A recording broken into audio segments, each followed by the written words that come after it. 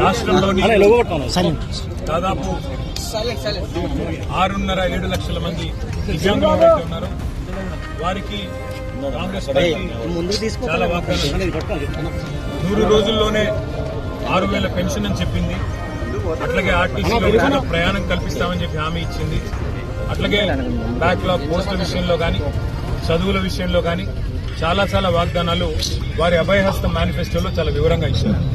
అవన్నీ కూడా ఇవాళ మా సోదరుల దగ్గర చాలా వివరంగా వారి ఫోన్లలో వారి మనసుల్లో ముద్రించుకొని పోయి ఇవాళ నిజానికి శారీరకంగా తెల్లారి లేస్తే అవస్థలు పడే దివ్యాంగులు వారు కోరుతున్నది ప్రత్యేకంగా కొత్తగా ఏమీ లేదు. కాంగ్రెస్ ఇచ్చిన హామీలు నిలబెట్టుకోవాలని, కాంగ్రెస్ పార్టీగా ఇచ్చిన హామీలు వెంటనే అమలు చేయాలని వారి వాళ్ళ అసెంబ్లీలోకి నిజానికి రావాలని ప్రయత్నం చేశారు. నేను అడిగాను, అసెంబ్లీలో లోపలికి రానియండి, మా లెజిస్లేచర్ పార్టీ ఆఫీసులో కలుద్దాము, వారు బయట రోడ్ల మీద కలవడం కరెక్ట్ కాదు.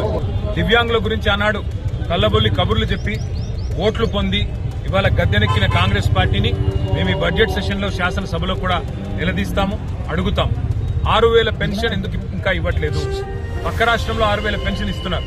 మరి మీరు గద్దెనెక్కిన 3వ బడ్జెట్ ఇది, అంటే 60% సమయం అయిపోయిన తర్వాత కూడా ఎందుకు ఇంకా డబ్బులు కేటాయించట్లేదు? నిలదీస్తాము.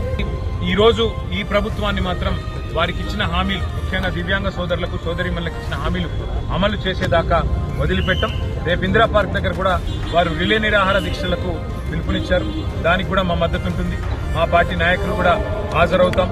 తప్పకుండా దాన్ని కూడా మరి విజయవంతం చేయాల్సిందిగా రాష్ట్రంలోని దివ్యాంగ సోదరులకు కూడా విజ్ఞప్తి చేస్తూ ప్రభుత్వం వెంటనే కళ్లు తెరిచి మరి ముందుకు వచ్చి వారికి ఇచ్చిన హామీలు అమలు చేయాలని చెప్పి డిమాండ్ చేస్తాం.